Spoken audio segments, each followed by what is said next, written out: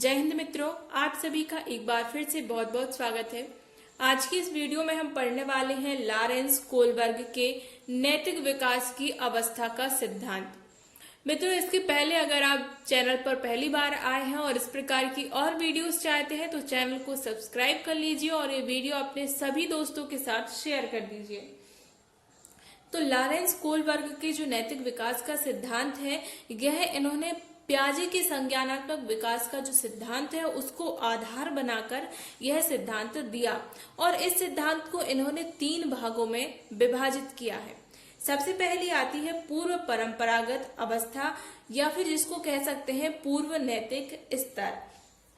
पूर्व परंपरागत स्तर में इन्होंने 4 से लेकर 10 वर्ष आयु तक के बच्चों के लिए सम्मिलित किया।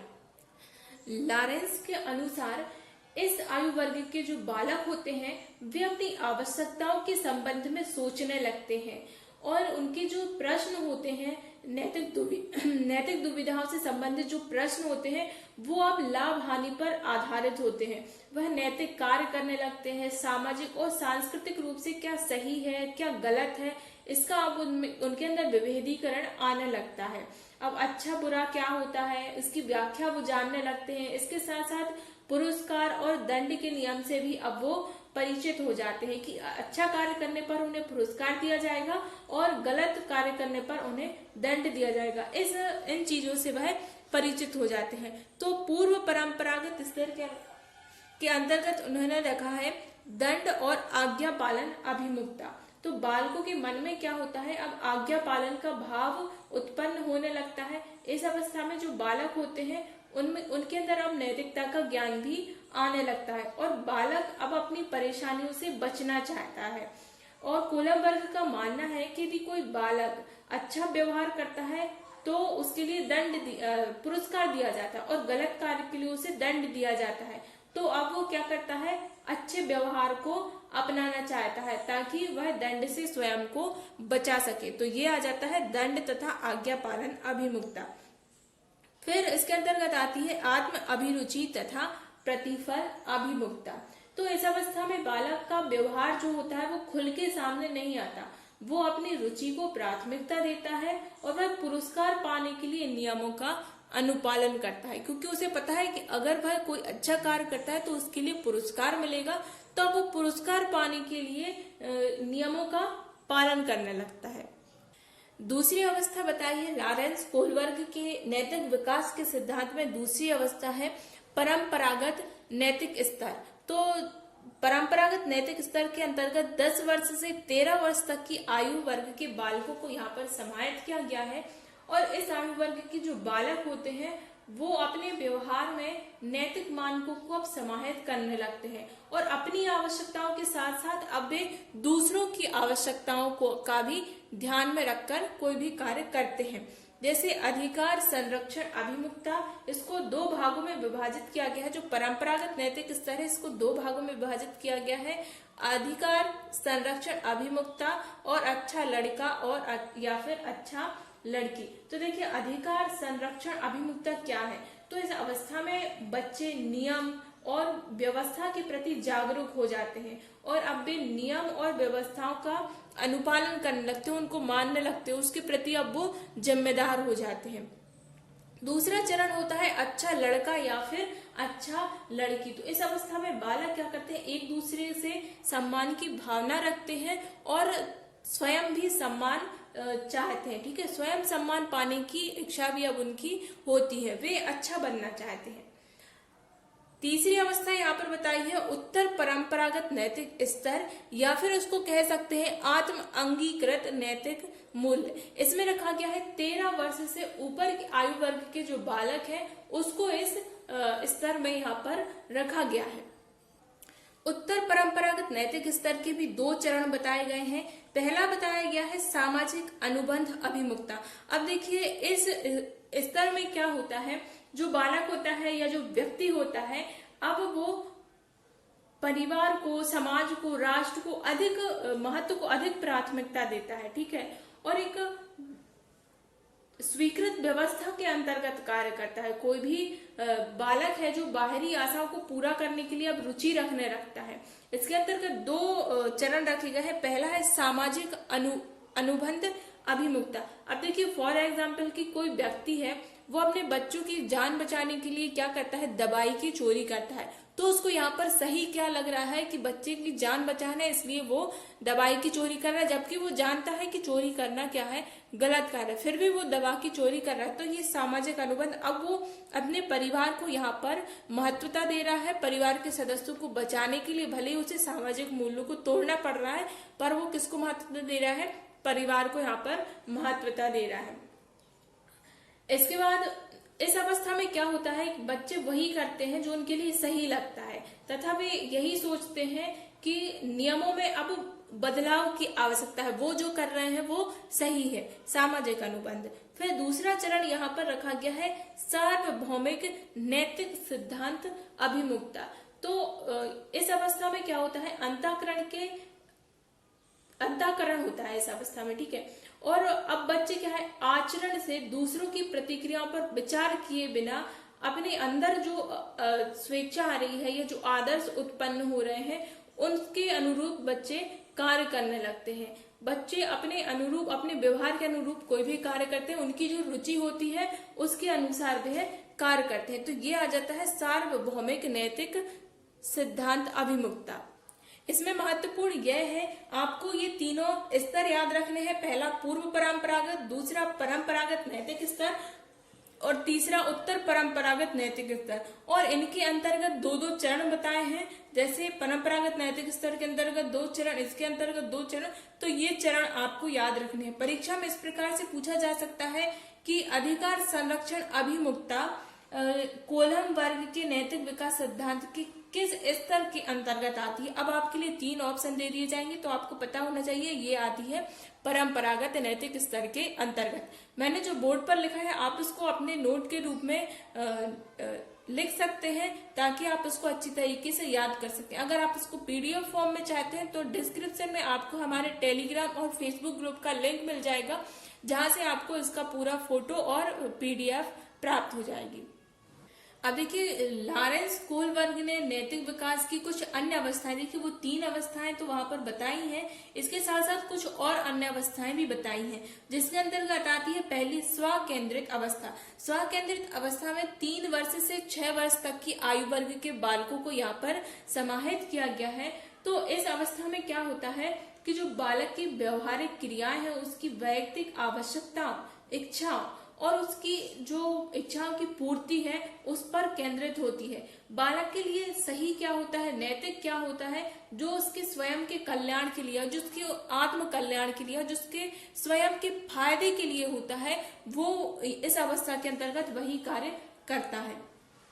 दूसरी आती है परंपराओं को धारण करने वाली अवस्था। तो परंपराओं को धारण करने वाली अवस्था में 7 वर्ष से प्रारंभ किशोरावस्था तक के बालकों को यहाँ पर रखा गया है। तो इस अवस्था में बालक क्या करता है, इस अवस्था में बालक के लिए अच्छाई का, बुराई का ज्ञान हो जाता है। वो दूसरों के लिए भी समझने लगता है और उसको किस प्रकार का आचरण करना है, किस प्रकार का व्यवहार करना है, या उसको कोई भी व्यवहार से अगर दूसरों को ठेस पहुंचती है, अहित होता है, तो वह इन सब की समझ अब उसके अंतर्गत आने लगती है। किसमें, परंपराओं को धारण करने वाली अवस्था में। अब वो क्या करने लगता है, सामाजिक गुणों को धारण करता है, ठीक है, समाज में बने रहने के लिए नियमों का, परंपराओं का, इनका ध्यान रखता है, ठीक है, परंपराओं को धारण करने वाली अवस्था में। तीसरी अवस्था आती है आधारहीन आत्म चेतना की अवस्था। इस अवस्था के अंतर्गत किशोरावस्था को रखा गया है। इस अवस्था में बालक क्या होता है, सामाजिक, शारीरिक, मानसिक विकास छूने लगता है। देखिए किशोरावस्था सबसे खतरनाक अवस्था कही जाती है। इसमें बालक का जितना शारीरिक परिवर्तन होते हैं, उतना ही उसके अंतर्गत क्या होता है, मानसिक परिवर्तन भी बालक में होते हैं।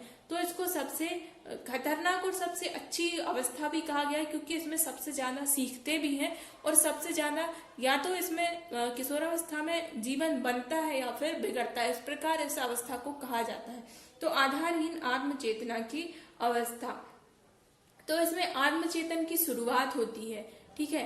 क्या होता है कि यह मेरा आचरण है, मैं ऐसे व्यवहार करता हूँ, इसकी उसे अब अनुभूति होने लगती है कि मेरा आचरण क्या है, मुझे क्या व्यवहार करना है, ठीक है। और वो अपने आचरण से, अपने व्यवहार से और अपने व्यक्तित्व की, जो उसके व्यक्तित्व है उसकी स्वयं ही आलोचना भी अब उसके अंतर्गत आने लगती है कि मैं अच्छा हूँ या फिर मैं बुरा हूँ या मेरे अंदर ये कमियां हैं, ठीक है। अपने अंदर की कमियों को अब वो गिनने लगता है कि मेरा चेहरा अच्छा नहीं है, मेरा रंग सही नहीं है, मैं मोटा हूँ, मैं पतला हूँ, इस प्रकार के वो स्वयं में अब उसकी आलोचना भी आने लगती है और अब वो सब कुछ अच्छा अच्छा चाहने लगता है। इसलिए इस अवस्था में क्या होता है, उसमें असंतुष्टता के भाव भी आने लगते हैं। बहुत ही असंतुष्टि रहती है उसको, अपने परिवेश के प्रति रहती है। मान लीजिए कोई अगर थोड़ा गरीब परिवार से, तो अपने मित्रों को देखेगा कि अरे उनके पास इतना पैसा है, उनके पास एक गाड़ी भी है, मेरे पास बाइक है, उनके पास कार है, तो ये चीजें भी उसके अंतर्गत अब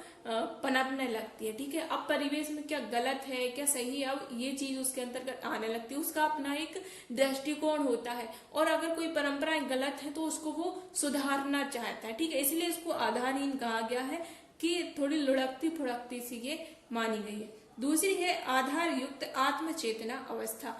अब आधार युक्त, क्योंकि अब ये किशोरावस्था से बाहर निकल गया है, अब इसमें आधार आ गया है। अब बालक में समझ आने लगी है कि नैतिकता की, चारित्रिक विकास जो उसका होता है, चरित्र का निर्माण जो होता है, ये इसकी चरम अवस्था है। ये इसको कह सकते हैं चारित्रिक विकास की चरम अवस्था।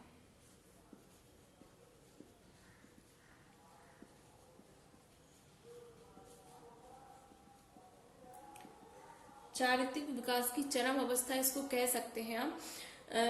अब इसमें परिपक्वता, भली भांति परिपक्वता आने लगती है आधार युक्त आत्मचेतना अवस्था के अंतर्गत। जिस प्रकार नैतिक आचरण होता है, चारित्रिक मूल्य की बात होती है, तो बालक में विशेष मानी जाती है। तो अब ये सब चीजें उसके अंतर्गत आने लगती है। अब वो सोच समझकर कोई भी व्यवहार करता है, कोई भी व्यक्तित्व गुणों को धारण करता है, तो उसके बारे में अच्छी तरीके से सोच लेता है, विचार कर लेता है। अब उसमें लड़ाई झगड़ा ये भावनाएं अब उसमें नहीं आती, जो कि ये आधारहीन आत्मचेतना में आती है, ठीक है, कि मैं ये सुधार कर दूंगा, मैं ये बदलाव कर दूंगा। अब आधार युक्त आत्मचेतना में ये व्यवस्था नहीं आती। अब वो समस्याओं को समझने लगता है, ठीक है। अब हम पढ़ेंगे वाइगोत्स्की के समीपस्थ विकास का सिद्धांत, पर इसके पहले समझना जरूरी है वाइगोत्स्की के सामाजिक विकास का सिद्धांत। तो हम आपको बता दें कि वाइगोत्स्की का पूरा नाम लेव वाइगोत्स्की था और ये सोवियत रूस के मनोवैज्ञानिक थे। और वाइगोत्स्की के सामाजिक विकास के सिद्धांत के अनुसार बालक के हर प्रकार के विकास में उसके समाज का विशेष योगदान होता है। इनके अनुसार बालक जब जन्म लेता है, जब वह शिशु होता है, तो उसका व्यवहार सामाजिकता से काफी दूर होता है। वह समाज को किसी प्रकार से नहीं पहचानता और वह स्वार्थी होता है। वह सिर्फ अपनी शारीरिक आवश्यकताओं की पूर्ति ही कर पाता है और अपने लिए ही जो सही है वही कार्य वह करता है। पर धीरे धीरे वह समाज में जाता है, समाज से घुलने मिलने लगता है और उसका विभिन्न प्रकार के विकास उसमें होने लगते हैं। समाज में उसे जिस प्रकार की सुविधाएं उपलब्ध होती हैं, उसी प्रकार बालक का विकास भी होता है। इनके अनुसार बालक में सहयोगात्मकता की भावना, समस्या समाधान या फिर कुछ भी है, तो वह सब उसे समाज से ही प्राप्त होता है। समाज के अंतर्गत इन्होंने शिक्षक को भी रखा है, क्योंकि शिक्षक भी एक समाज का हिस्सा है। इसके बाद हम आते हैं वाइगोत्स्की के समीपस्थ विकास के सिद्धांत पर। तो इसके अंतर्गत वाइगोत्स्की ने एक संप्रत्यय दिया था जिसका नाम था स्काफ होल्डिंग यानी कि सहारा देना। तो इसका अर्थ होता है कि जब बच्चा किसी समस्या के समाधान के लिए किसी वयस्क या किसी साथी के मार्गदर्शन की उपस्थिति में कार्य करता है, तो वह प्रक्रिया सहारा देना कहलाती है। या फिर जब बच्चा किसी समस्या के समाधान को हल करना चाह रहा होता है, तो किसी का भी वह मार्गदर्शन करता है या फिर बालक का कोई मार्गदर्शन करता है, तो वो प्रक्रिया क्या कहलाती है? सहारा देना कहलाती है। जैसे मान लीजिए बच्चा कोई गणित का सवाल हल कर रहा है और उसको कोई समस्या जा रही है, तो शिक्षक उसे हिंट कर रहा है या फिर उस सवाल को पहले समझा दे रहा है, या फिर कोई मित्र उसके लिए वह सवाल पहले से समझा रहा है और उसके बाद उसको हल करने को कह रहा है। तो ये प्रक्रिया क्या कहलाएगी? स्काफ फोल्डिंग कहलाएगी, या फिर उसको आप कह सकते हैं सहारा देना। तो वाइगोत्स्की क्या है, एक सामाजिक मनोवैज्ञानिक थे। इन्होंने यही कहा था कि बालक जो है समाज से सीखता है। तो इसी प्रकार ये सहारा देना की प्रक्रिया भी किसके अंतर्गत आ जाएगी? सामाजिक विकास के अंतर्गत ही, सामाजिक विकास के सिद्धांत के अंतर्गत ही आ जाएगी। तो ये समीपस्थ विकास क्या है? जो आसपास के समाज है, आसपास के जो व्यक्ति हैं उसे जब सहारा दे रहे हैं तो वो क्या कर रहा है? उसका विकास हो रहा है, वो नई नई चीजें सीख रहा है। तो ये सब आ जाएगा समीपस्थ विकास का सिद्धांत।